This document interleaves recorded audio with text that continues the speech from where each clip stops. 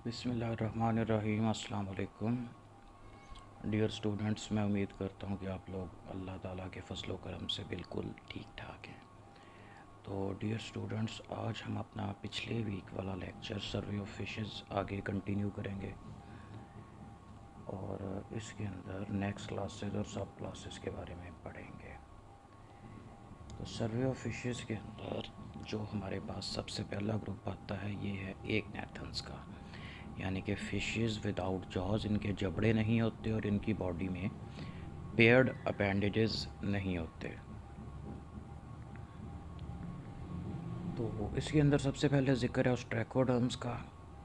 एक्नेथन्स का एक pre historic group था, इसकी काफ़ी सारी क्लासेस थीं और अब ये नहीं पाए जाते, एक्सटिंक्ट हो गए। तो जायंट वाटर स्कॉर्पियंस के फॉसल जो आप लोगों ने फाइलम आर्थ्रोपोडा के अंदर पढ़े थे, वे ये वाले। तो इनके फॉसल्स और ऑस्ट्रैकोडर्म्स के फॉसल मोस्टली एक ही जगह पे मिलते हैं। तो ऑस्ट्रैकोडर्म्स की बॉडी के ऊपर बोन की प्लेट्स का बना हुआ एक ज़र्रा बख्तर एक आर्मर होता था जो उनकी प्रोटेक्शन के लिए था। अब ये बॉडी को प्रोटेक्ट तो करता था लेकिन इनकी मूवमेंट को हिंडर भी करता था। इसी वजह से ये कोई बहुत अच्छे स्विफ्ट या फास्ट स्विमर्स नहीं थे। ये सारे के सारे ऑस्ट्रैकोडर्म्स स्लगिश किस्म के एनिमल्स थे। तो स्ट्रैकोडर्म्स बॉटम डिवेलर्स थे, पानी की तह में रहते थे और इनकी एवरेज लंबाई 15 सेंटीमीटर यानी कि 6 इंच के आसपास थी।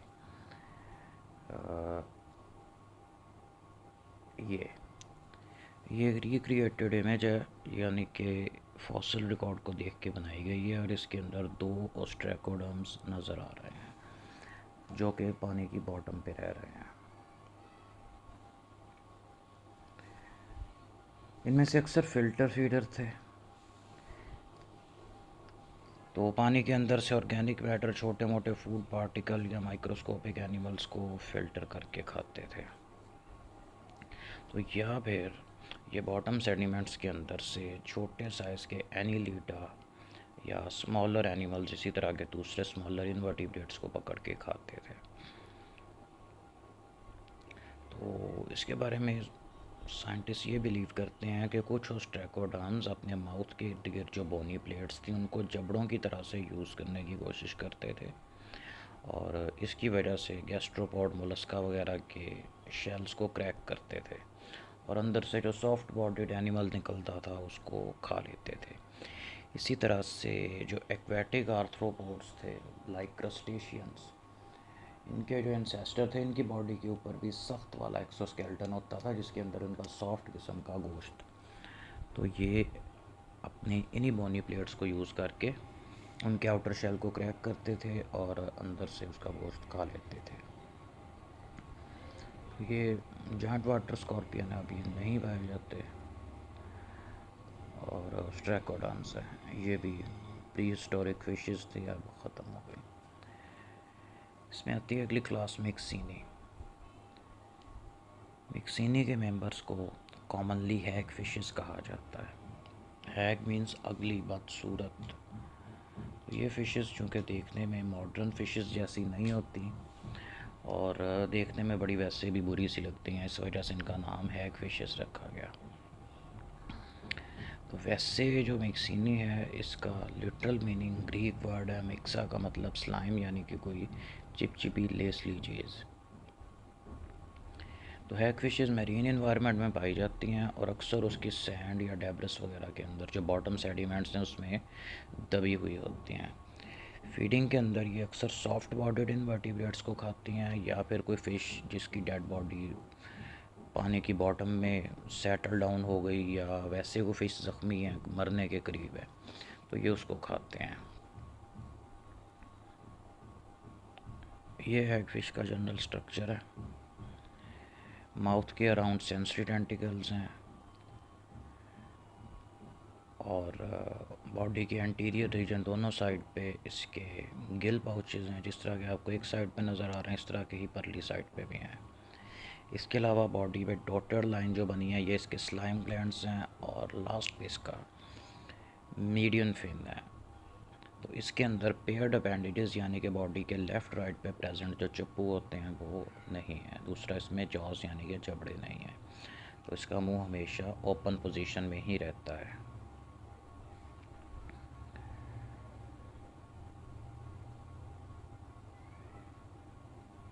अच्छा, हैग फिशेस के खाने का तरीका थोड़ा इंटरेस्टिंग है। जब इनको कोई सूटेबल फ़िश मिलती है तो ये उसके माउथ के थ्रू अंदर चली जाती हैं और उसकी बॉडी को अंदर से खा लेती हैं।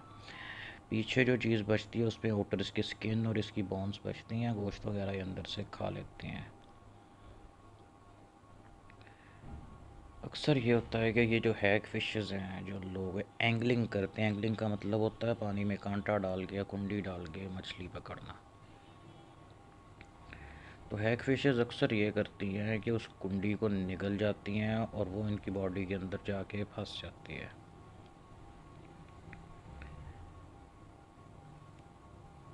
इसकी वजह से ये उस पूरी लाइन लाइन उस डोर को कहते हैं जो मछली पकड़ने वाले हुक के साथ बांधी जाती है। तो ये पूरी लाइन का नुकसान करते हैं, वो ज़ाया हो जाती है क्योंकि उसको छोड़ती नहीं है और इनको बाहर खींचना भी मुश्किल है। इस वजह से वो जो मछेरे होते हैं वो इनको उस लाइन को ही काट देते हैं और फिर दोबारा से थोड़ा परे जाके नया कांटा डालते हैं। तो अक्सर जोलॉजिस्ट आजकल ये बिलीव करते हैं कि जो हैग फिशेस हैं ये वर्टिब्रेट्स का सबसे प्रिमिटिव ग्रुप है।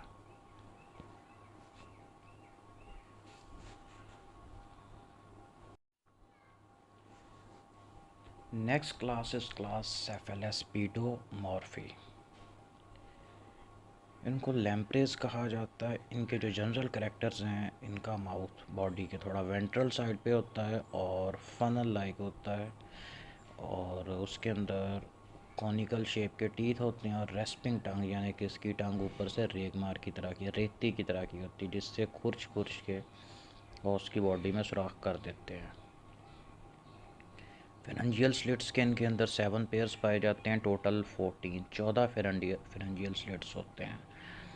और इनके जो ऑल्फैक्टरी सैक्स होते हैं वो आगे से बंद होते हैं, यानी कि माउथ के साथ कनेक्टेड नहीं होते। इस तरह से हमारा अपना ऑल्फैक्टरी सिस्टम है, यानी कि सूंघने की एबिलिटी है, ये माउथ के साथ कनेक्टेड है, लेकिन इनके अंदर ऑल्फैक्टरी सैक्स और माउथ अलग-अलग होता है। तो इसकी एग्जांपल्स के अंदर आपने क्लासिफिकेशन में पढ़ा था थायोमाइजोन, पेट्रोमाइजोन और लैम्पेट्रा।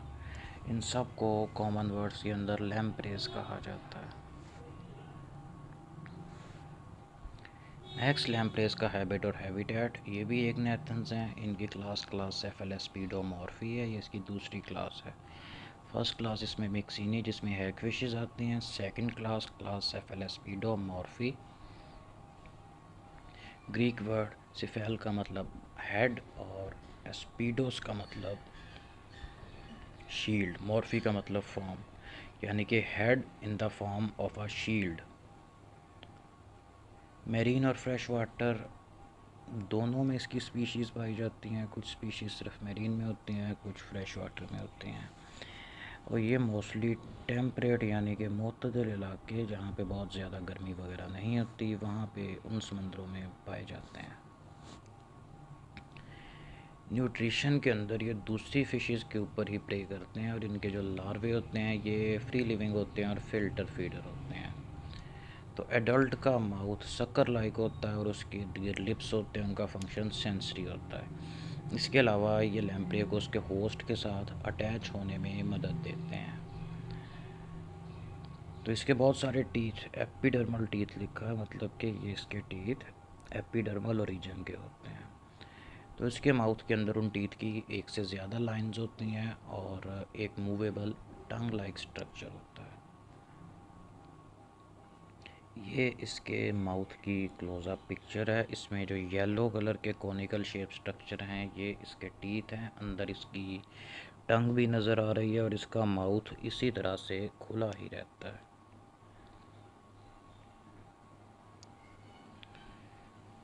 तो एडल्ट्स अपने शिकार के साथ, जो कि कोई दूसरी फ़िश होती है, अपने लिप्स और टीथ की मदद से अटैच हो जाते हैं और अपनी ज़ुबान को यूज़ करके, ज़ुबान इनके ऊपर से खुरद रही होती है, तो वहाँ से उसके स्केल्स खुर्च खुर्च के उतार देते हैं।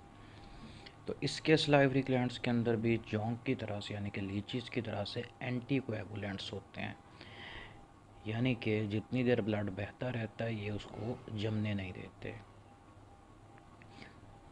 तो ये उसके साथ चिपके रहते हैं और उसका ब्लड पीते रहते हैं। कुछ लैम्प्रेज ऐसी हैं जो प्रीडेटरी इस तरह से नहीं होती। जीनस लैम्पेट्रा के अंदर जो मेंबर्स आते हैं इनको ब्रुक लैम्प्रेज कहा जाता है। तो ब्रुक लैम्प्रे की जो लार्वल स्टेज होती है ये तकरीबन 3 साल तक चलती है, और एडल्ट के तौर पे ना तो ये कुछ खाते हैं, ना अपना ये जगह छोड़ के कहीं जाते हैं। तो ये सिर्फ रिप्रोड्यूस करते हैं और उसके बाद ख़त्म हो जाते हैं, यानी कि इसके लाइफ साइकिल के अंदर इसकी ज़िंदगी का बहुत बड़ा हिस्सा सिर्फ लार्वे की फॉर्म में ही होता है। एडल्ट की फॉर्म में इसका काम सिर्फ इतना है कि रिप्रोड्यूस करना और उसके बाद मर जाना। इसीलिए एडल्ट्स के अंदर फीडिंग नहीं होती। 2-4 दिन जो इनकी ज़िंदगी होती है वो उसके लिए अपनी बॉडी में ऑलरेडी स्टोर्ड फूड पे गुजारा करते हैं।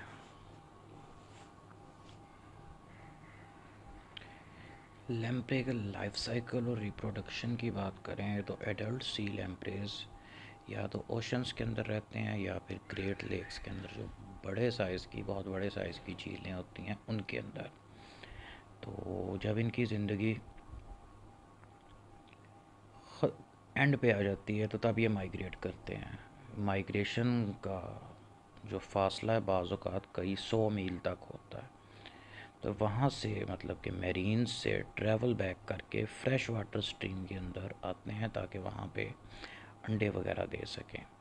तो एक दफ़ा जब ये अपनी स्पॉनिंग साइट पे पहुँच जाते हैं, स्पॉनिंग साइट वो जगह होती है जिस जगह पे जाके ये सारे लैम्प्रेज इकट्ठे होते हैं, रिप्रोड्यूस करते हैं, अंडे वगैरह देते हैं। तो वो कम गहरा पानी होता है जहाँ पे पानी का बहाव ज़रा तेज़ होता है। तो फिर वो सबस्ट्रेट के अंदर, यानी कि पानी की बॉटम में जो रेत वगैरह है वहाँ पे एक छोटा सा नेस्ट बनाते हैं, यानी कि अपने मुंह में छोटे छोटे पत्थर पकड़ के लेके आते हैं और पानी में गोल गोल पत्थर होते हैं, और एक सर्कुलर नेस्ट की तरह का स्ट्रक्चर बनाते हैं। उसी के अंदर फिर फीमेल अंडे देती है। ये जो स्ट्रक्चर है इसके अंदर इसका टोटल रिप्रोडक्शन प्रोसेस है, इसके अलावा इसकी फीडिंग है, लाइफ हिस्ट्री है। तो इसको ऊपर से देखना शुरू करें जहाँ पे एक वाइट कलर की फ़िश के साथ एक लैम्प्रे ग्रे से कलर में चिपकी हुई है। तो ओपन ओशन के अंदर रहते हैं और दूसरी फ़िशेस पे फीड करते हैं। फेरेंजियल स्लिट्स और माउथ उसके बाद जिसमें टीथ हैं वो दिखाया गया है। उसके बाद ये समंदर से वापस रिवर में आते हैं ताकि वहाँ पे रिप्रोड्यूस कर सकें और वहाँ पे अंडे दे सकें। इसमें 2 फिशेस दिखाई गई हैं, सॉरी लैम्प्रेस दिखाए गए हैं, एक मेल एक फ़ीमेल, और ये जो वाइट वाइट बबल से नज़र आ रहे हैं ये बेसिकली स्टोन्स हैं जिनसे ये पानी में अपना नेस्ट बनाते हैं। उसके बाद इसका लार्वा दिखाया गया है जिसको हेमोसीटी लार्वा कहा जाता है, और इसका लाइफ साइकिल बिल्कुल जिस तरह से एम्फिऑक्सस फीड करता है ना, ये भी वैसे ही फीड करता है, यानी कि अपनी बॉडी को रेत में घुसा लेता है और अपना मुंह सिर्फ बाहर निकाल के रखता है और पानी में से फ़िल्टर फीडिंग करता है। तो जब ये साइज़ में बड़ा हो जाता है, अडल्ट जैसा हो जाता है, तो उसके बाद ये फिर रिवर से पानी के बहाव के साथ साथ माइग्रेट करता है और ओशन या सी के अंदर चला जाता है। और जब अगेन इसकी लाइफ एंड पे आती है तो ये वापस फ्रेश वाटर में आता है, वहाँ पे जाके रिप्रोड्यूस करते हैं, अंडे देते हैं और ख़त्म हो जाते हैं।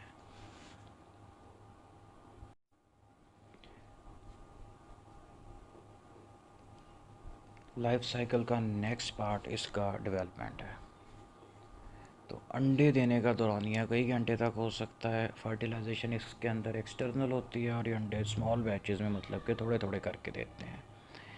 अंडे की नेचर थोड़ी स्टिकी होती है और इनके इर्द गिर्द मतलब इनके चारों तरफ रेत चिमट जाती है।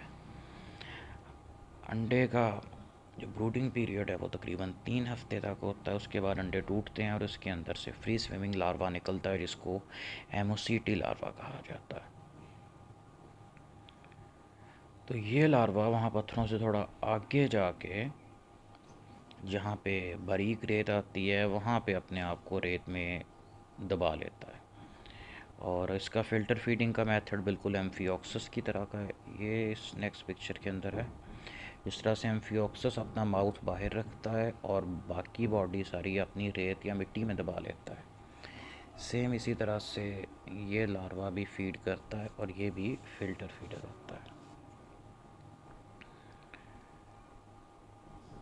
उसके बाद ये लार्वा आहिस्ता आहिस्ता ग्रो करता है। इसकी इनिशियल जो लेंथ होती है ये 7 मिलीमीटर के करीब होती है। तो लार्वल पीरियड इसका 3 साल तक रहता है जिसके अंदर इसकी लंबाई आहिस्ता आहिस्ता इंक्रीज़ होकर 17 सेंटीमीटर यानी कि तकरीबन 6.5 7 इंच तक चली जाती है।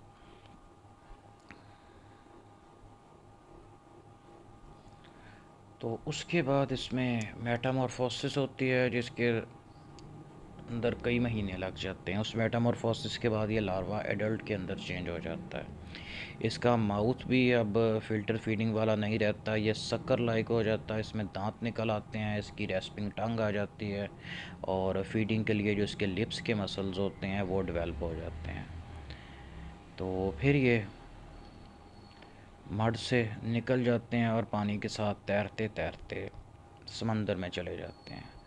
तो वहाँ पे ये दूसरी फ़िशेस पे अटैक करके उनका खून चूसना शुरू कर देते हैं और अपनी ज़िंदगी गुजारना शुरू कर देते हैं। और फिर ये वापस फ्रेश वाटर में तभी आते हैं जब इनके रिप्रोड्यूस करने का टाइम होता है और वहाँ पे ये अंडे दे के ख़त्म हो जाते हैं, वहीं पे मतलब मर जाते हैं। नेक्स्ट इसमें ग्रुप आता है नेथोस्टॉम्स। नेथोस्टॉम्स वो फिशेस होती हैं जिनके अंदर जबड़े और पेयर्ड अपेंडेजेस यानी कि बॉडी के लेफ़्ट राइट साइड पे सेम एक ही तरह के चप्पू फ्लिपर पाए जाते हैं। नेथोस्टॉम्स के जनरल करैक्टर के अंदर इनके हिंज्ड जॉज होते हैं यानी कि जिस तरह दरवाजे के पीछे हिंज कब्ज़ा लगा होता है, अब उसको एक ही प्लेन में फॉरवर्ड बैकवर्ड या अप डाउन मूव कर सकते हैं इसी तरह से। और पेयर्ड अपेंडेजेस पाए जाते हैं। नोटोकॉड की जगह पे वर्टिब्रल कॉलम होता है और इनके इंटरनल ईयर के अंदर 3 सेमी सर्कुलर कैनाल्स होते हैं। तो वर्टिब्रेट एवोल्यूशन के अंदर 2 मेजर डेवलपमेंट्स कंसिडर की जाती हैं। वो ये कि ये फिश लाइक एनिमल जो एक नेथन्स थे इनके अंदर एक तो बाकायदा जबड़े बनना और दूसरा पेयर्ड अपेंडेजेस बनना। तो जॉज जो इसके होते हैं ये फीडिंग के अंदर यूज़ होते हैं और स्लगिश लाइफस्टाइल की बजाय या फिर वो पैरासाइट्स की तरह से रहने की बजाय ये ज़्यादा एक्टिव और प्रीडेटरी लाइफस्टाइल को सपोर्ट करते हैं। दूसरा फिन्स की बात की जाए तो मछलियों के जो पेयर्ड अपेंडेजेस होते हैं इसमें इसके पेक्टोरल फिन होते हैं जो सर के बिल्कुल पीछे होते हैं यानी कि इसके पेक्टोरल गर्डल के साथ अटैच होते हैं। और दूसरे पेल्विक फिन्स होते हैं बॉडी के निचली साइड पे और टेल से थोड़ा सा पहले, जो कि इसके पेल्विक गर्डल वाली साइड पे वहाँ पे अटैच होते हैं। तो ये चीज़ आपने देखनी है कि इनके अंदर हमारी तरह से पेल्वस वगैरह की इंटरनल बोन्स तो नहीं होती, लेकिन इनके फिन्स पेक्टोरल भी और पेल्विक भी एग्जैक्ट उसी उसी जगह पे होते हैं जहाँ पे इनसे अगले ग्रुप्स यानी कि एम्फीबियंस अप टू मैमल्स उन सब के फोर लिम्स और हाइंड लिम्स होते हैं। तो मोस्टली फिशेस के अंदर यही फिन्स होते हैं पेयर्स में यानी कि पेक्टोरल फिन्स और पेल्विक फिन्स। कुछ फिशेस के अंदर जो पेल्विक फिन्स होते हैं एक की बजाय 2 पेयर्स पाए जाते हैं और वैसे मोस्टली में ये टोटल 4 होते हैं। इसके अलावा जो उसकी डॉर्सल साइड पे फिन होता है वो एक ही होता है, उसका पेयर का दूसरा फिन नीचे नहीं होता। एक्सेप्शनल केसेस होते हैं, वो आप आगे स्टडी करेंगे तो साथ के साथ देखते जाएंगे। तो फिन्स का काम ये होता है कि फ़िश को एक तो पानी में स्पीड में तैरने में मदद करते हैं, दूसरा ये है कि पानी में लेफ़्ट राइट मूव करने में यानी कि टर्न लेने में आसानी रहती है, इसलिए हेल्पफुल होते हैं। इसके अलावा फ़िश अगर पानी में एक ही जगह पे स्टिल रहना चाहे तो उसके अंदर भी इसके जो फिन्स होते हैं यही इसके लिए हेल्पफुल होते हैं। ऑब्वियसली एक्वेरियम वाली फ़िशेज़ आप सब ने देखी होंगी और उनको तैरते भी देखा होगा।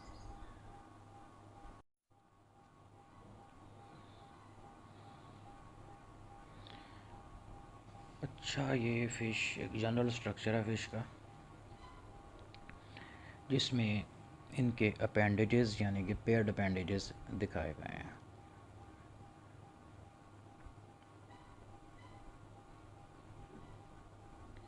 तो इसमें फ़िश के गिल्स के ऊपर कवरिंग जिसको अपर कलम कहते हैं, उसके बाद इसके पेक्टोरल फिन्स दिखाए गए हैं। इन्होंने मिस्टेक ये की है कि यहाँ पे इस डायग्राम के अंदर ये जो पेल्विक फिन्स हैं बिल्कुल पेक्टोरल फिन के नीचे बनाए गए हैं। तो ये जो पेल्विक फिन्स होते हैं वो यहाँ पर नहीं होते, ये बॉडी पे टेल से थोड़ा पहले जहाँ पे इसका एनल फिन है इस रीजन के पास करके होते हैं। अच्छा, तो ये जो एनल फिन होता है एनस सिप के पास होता है और अक्सर फिशेस के अंदर ये नहीं होता। उसके बाद इसकी बॉडी की ऊपर वाली साइड के ऊपर यानी कि डॉर्सल साइड के ऊपर दो फिन्स हैं। एक को एंटीरियर डॉर्सल फिन कहा जाता है, जो उसके बाद वाला उसको पोस्टीरियर डॉर्सल फिन कहते हैं। अक्सर बुक्स के अंदर इनको फर्स्ट डॉर्सल फिन और सेकंड डॉर्सल फिन भी कहा जाता है। तो कई इस फिश के अंदर ये दो में डिवाइड है, कुछ फिशेस के अंदर ये सिंगल होता है यानी कि एक ही होता है। फिर उसके साथ एंटीरियर पोस्टीरियर नहीं लगता है, फिर उसको सिर्फ डॉर्सल फिन कहा जाता है। उसके बाद जो मछली की टेल होती है इसको कॉर्डल फिन कहा जाता है। और मोस्टली फ़िश के अंदर ये इस तरह से बाइफरकेटेड यानी कि दो में डिवाइड होती है, लेकिन अक्सर फिशेस के अंदर ये दो की बजाय सिंगल पीस में ही होती है। तो कॉर्डल फिन और डॉर्सल फिन अनपेयर्ड अपेंडेजेस होते हैं, जबकि पेक्टोरल फिन्स, पेल्विक फिन्स और मोस्टली एनल फिन्स। कुछ फिशेस के अंदर एनल फिन्स दो होते हैं, कुछ में एक होता है। जिनमें दो होंगे वो पेयर्ड अपेंडेजेस में आएंगे, जिसमें एक होगा वो पेयर्ड अपेंडेजेस में नहीं आएगा। तो जनरल ओवरव्यू है, बाकी जैसे जैसे आगे हम पढ़ते जाएंगे उसमें कई फिशेस की एग्जांपल्स रिपीट होंगी, तो उसके अंदर हम साथ साथ उसके फिन्स को भी डिस्कस कर लेंगे। अच्छा, फ़िश के ऊपर एक हॉरिजेंटल लाइन लगी हुई है जिसको लेटरल लाइन कहा जाता है। तो एक्चुअल के अंदर ये फ़िश के अंदर एक सेंसरी सिस्टम पाया जाता है जिसको लेटरल लाइन सिस्टम कहा जाता है, जो पानी के अंदर होने वाले वाइब्रेशंस को डिटेक्ट करता है, जिसकी वजह से फ़िश को पता चल जाता है कि कोई प्रेडेटर इसकी तरफ को आ रहा है, या फिर अपने प्रे को कैप्चर करने के लिए उनको इससे आसानी रहती है।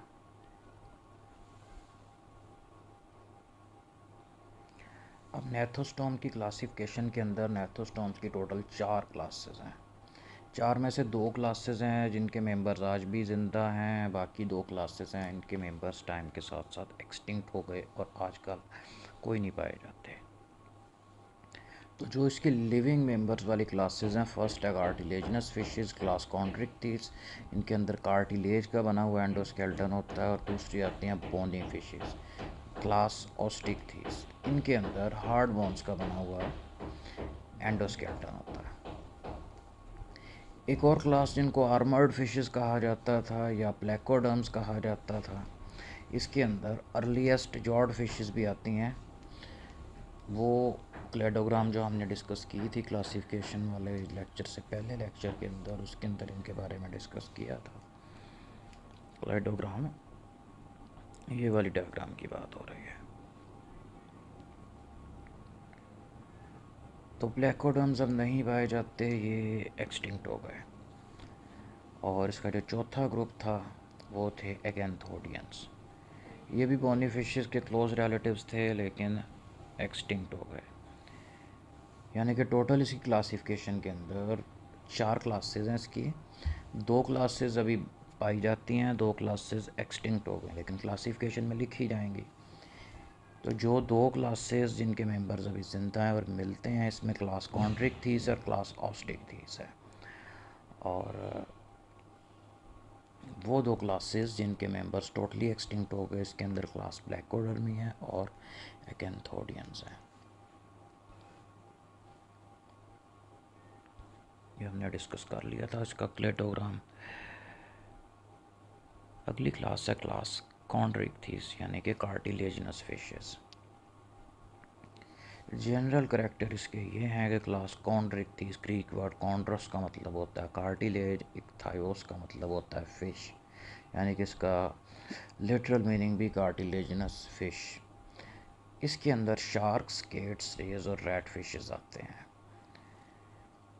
फर्स्ट इसका करेक्टर ये है कि ये कार्निवरस या स्केवेंजर यानी कि या तो गोश्त खोर होते हैं या फिर मुर्दा खोर होते हैं, और इनमें से अक्सर समंदर में पाए जाते हैं।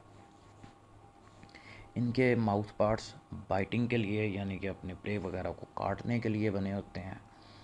इनके अंदर भी पेयर अपेंडिजेस पाए जाते हैं, और इनके अंदर स्केल्स की एक स्पेसिफिक टाइप जिसको प्लेकॉइड स्केल कहते हैं, डर्मल ओरिजिन के होते हैं, और एंडोस्केल्टन इनका कार्टिलेज का बना होता है।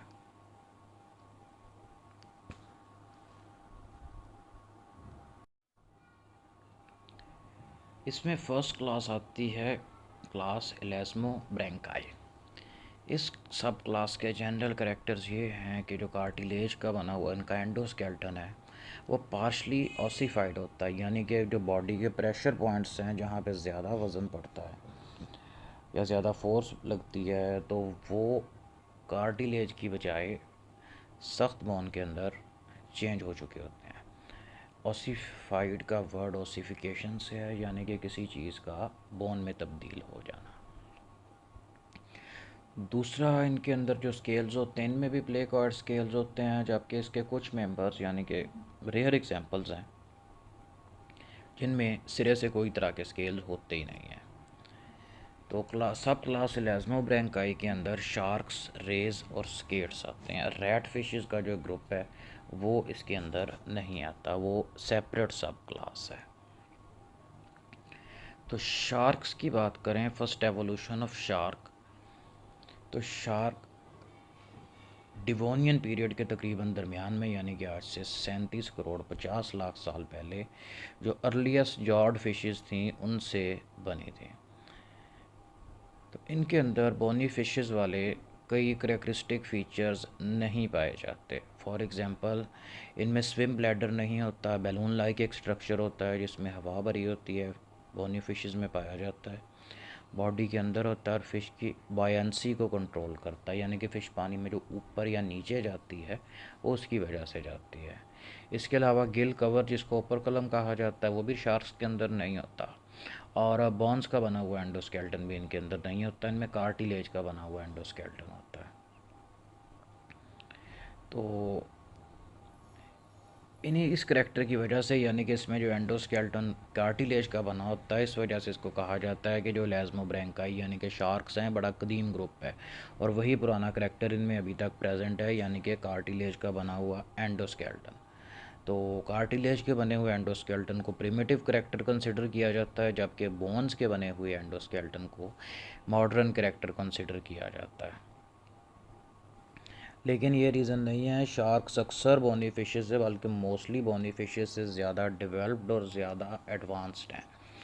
अगर इनमें कार्टिलेज का बना हुआ एंडोस्केल्टन पाया जाता है तो ये कोई बैकवर्ड फीचर नहीं है, इसका यही मतलब है कि जो इनका लाइफस्टाइल है उसके लिए इनको यही ठीक रहता है, क्योंकि कार्टिलेज का बना हुआ एंडोस्केल्टन ज़्यादा फ्लेक्सिबल होता है और वज़न में भी हल्का होता है, इस वजह से इनको पानी में स्पीड में तैरने में आसानी रहती है। जबकि बोनी फिशेस का लाइफस्टाइल और तरह का है, इस वजह से टाइम के साथ साथ उनका जो स्केल्टन है वो बोन में कन्वर्ट हो गया।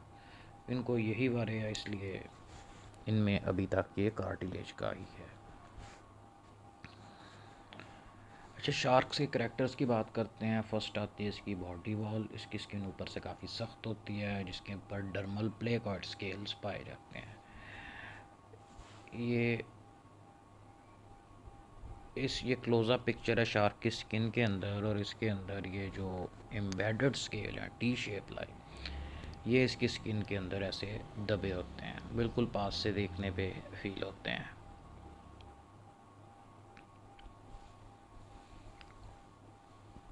तो ये स्केल्स की डायरेक्शन पीछे की तरफ होती है ताकि पानी में तैरते हुए इनकी बॉडी स्ट्रीमलाइन रहे, और इन्हीं स्केल्स की वजह से जो शार्क्स की स्किन होती है ये ऊपर से बड़ी खुरदरी रेगमार की तरह की होती है। और पहले दौर के अंदर ये शार्क की इस खाल को ऊपर से, इसकी स्किन को ऊपर से खुश्क करके उसको रेगमार के तौर पे ही यूज़ किया जाता था। जब ये मॉडर्न किस्म के सैंड पेपर रेगमार जो आजकल यूज़ होते हैं ये नहीं होते थे। तो बाकी वही बात जो हमने पहले की कि इसके जो स्केल्स पीछे की तरफ को मुड़े होते हैं, इसका शार्क को यही फ़ायदा है कि तैरते हुए बॉडी स्ट्रीमलाइन रहती है और पानी की फ्रिक्शन कम से कम होती है।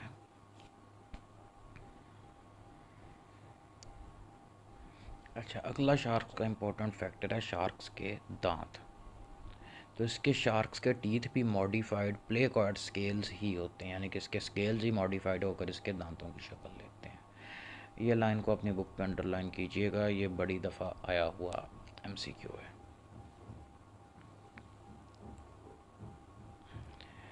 अच्छा, तो एक तो शार्क के माउथ के अंदर दांतों की मल्टीपल लाइंस होती हैं, यानी कि 2 से 3 लाइंस होती हैं। दूसरा ये है कि शार्क्स के अंदर अगर कोई दांत टूट जाए या टाइप डैमेज हो जाए तो वो गिर जाता है और उसकी जगह पे नए दांत निकलते रहते हैं। तो अगर शार्क की एज कम है तो उसके अंदर ये दांत 7 से 8 दिन के अंदर नया आ जाता है। तो जैसे जैसे इसकी एज ज़्यादा होती जाती है तो नए दांत आने का प्रोसेस स्लो होता जाता है। इसके अलावा कोई शार्क कितनी दफ़ा अपने दांत गिरा के नए उसके आ सकते हैं, ये डिपेंड करता है कि शार्क किस स्पीशीज़ से बिलोंग करती है। वैसे मोस्टली शार्क्स तकरीबन 20 टाइम्स, यानी कि 20 दफ़ा इनके दांत टूट जाएं तब भी नए निकल आते हैं। इनके लाइफस्टाइल के लिए नेसेसरी है, क्योंकि जिस तरह का इनका लाइफस्टाइल है ये अक्सर अपने ही साइज़ की है, इवन अपने से बड़े साइज़ के दूसरे एक्वेटिक मैमल्स या इवन इंसानों पे भी हमला करते हैं या दूसरी बड़ी फिशेस पे हमला करते हैं। इस काम के लिए जब ये उनको काटते हैं तो उनकी बोन्स पे लगने की वजह से इनके दांत वगैरह अक्सर टूट जाते हैं, और अगर वो नए नहीं निकलेंगे तो फिर ये शिकार नहीं कर सकते, इसलिए इनमें नेचुरली टीथ रिप्लेसमेंट सिस्टम पाया जाता है। तो टीथ का जो क्राउन यानी कि उसकी आउटर सरफेस है ये अलग-अलग शार्क्स में डिफरेंट तरह की होती है। कुछ के अंदर ये छुरी की तरह से तेज़ इसके किनारे होते हैं, और मोस्टली शार्क्स के अंदर ये आरी की तरह के इसके किनारे होते हैं, जिस तरह से दंदाने बने होते हैं, फ्रूट काटने वाली छुरी होती है जिस तरह से, वैसे। तो जिससे ये गोश्त फाड़ने का या मोलस्का वगैरह के शेल्स को तोड़ने का काम करते हैं। अच्छा, तो ये शार्क्स के टीथ की डायग्राम, इसमें जो ऊपर वाइट कलर के टीथ बने हैं ये वो वाले टीथ हैं जो प्रेजेंट है, नए हैं, और ये जो बाकी पीछे नीचे से ऊपर आते नज़र आ रहे हैं ये वो टीथ हैं जो अभी नए निकल रहे हैं। इसमें प्रोसेस दिखाया जाता है कि कन्वेयर बेल्ट लाइक पैटर्न में ये दांत आहिस्ता आहिस्ता ऊपर आता है और पहले से गिर गए दांत की जगह ले लेता है।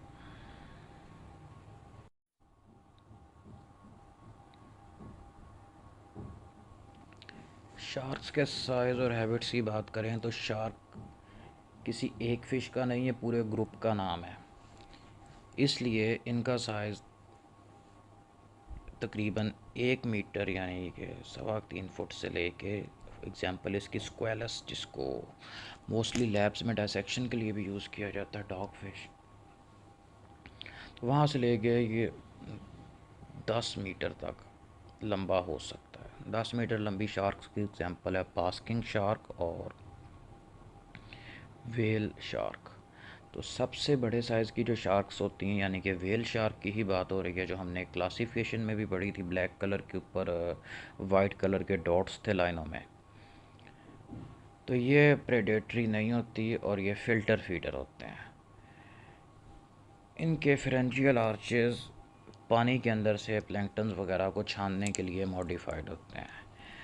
तो जो सबसे ख़तरनाक और जो सबसे ज़्यादा जिनसे इंसान डरते हैं वो शार्क, उसको ग्रेट वाइट शार्क कहते हैं, यानी कि कारकैरोडॉन।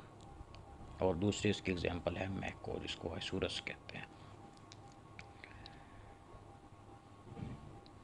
एक्सटिंक्ट स्पीशीज़, जो फॉसल रिकॉर्ड से पुरानी शार्क्स के फॉसल्स देखे गए, वो आजकल की ग्रेट वाइट शार्क से साइज़ में बहुत बड़े हैं, यानी कि उनकी जो लेंथ है वो 15 मीटर या उससे भी ज़्यादा है।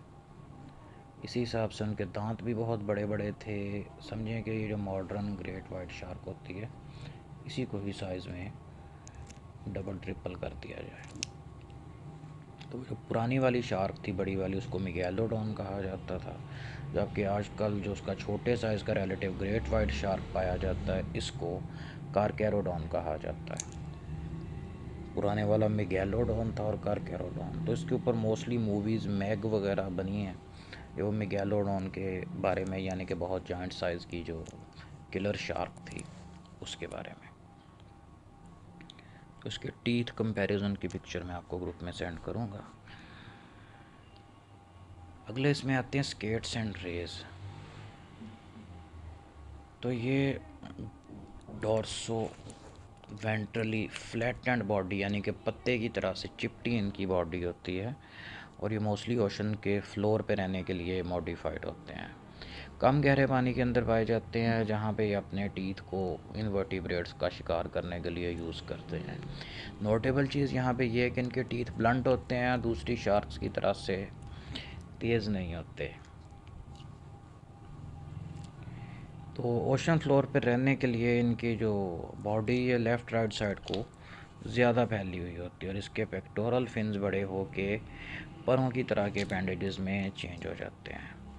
तो लोकोमोशन के लिए ये अपने डोर्सोवेंट्रल मसल्स हैं, उनको कंट्रैक्ट और रिलैक्स करते हैं, जिसमें एक वेग मोशन प्रोड्यूस होता है। जिस तरह से एक बर्ड्स अपने विंग्स को ऊपर नीचे फ्लैप करता है, वैसे ही ये अपने पेक्टोरल फिन्स को ऊपर नीचे फ्लैप करके पानी में तैरते हैं।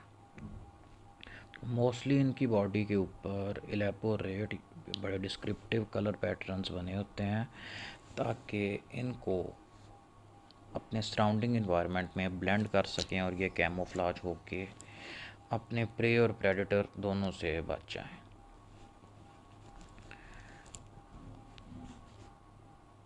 ये इसकी पिक्चर है। तो इसकी बॉडी की डॉर्सल साइड के ऊपर ये जो काले काले दायरे से बने हुए हैं, ये इसके सराउंडिंग बॉटम सेडिमेंट से मिलते जुलते हैं।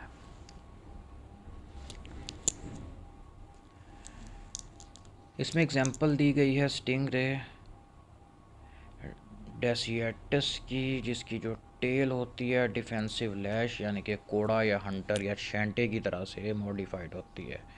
और इसका जो डॉर्सल फिन होता है, इसके अंदर एक लंबा कांटा होता है जो बड़ा ख़तरनाक होता है और जहरीला होता है, यानी कि जिसको लगे तो वो मर जाता है। इसके अलावा इस ग्रुप के अंदर रेस की एक सब टाइप आती है, इसको इलेक्ट्रिक रेस कहा जाता है। एग्जाम्पल के अंदर नार्सिन और टॉर्पीडोज आते हैं और मेंटा रेस आते हैं। ये इलेक्ट्रिक करंट जनरेट करते हैं, और जितना इसका साइज़ बड़ा होता जाएगा उतना ही ज़्यादा ये पोटेंशियल डिफरेंस जनरेट करती है। तो ये इस करंट के झटके को शिकार के लिए या अपने शिकारी से बचने के लिए यूज़ करते हैं।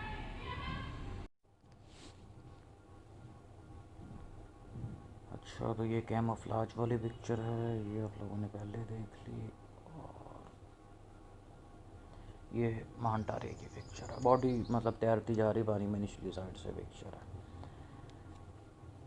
तो इसको अपने क्लासिफिकेशन में भी देखा था। तो बच्चों, ये यहाँ तक हमारा टोटल लेक्चर था। इससे रिलेटेड अगर किसी बच्चे का कोई क्वेश्चन है तो वो पूछ सकता है। Thank you very much.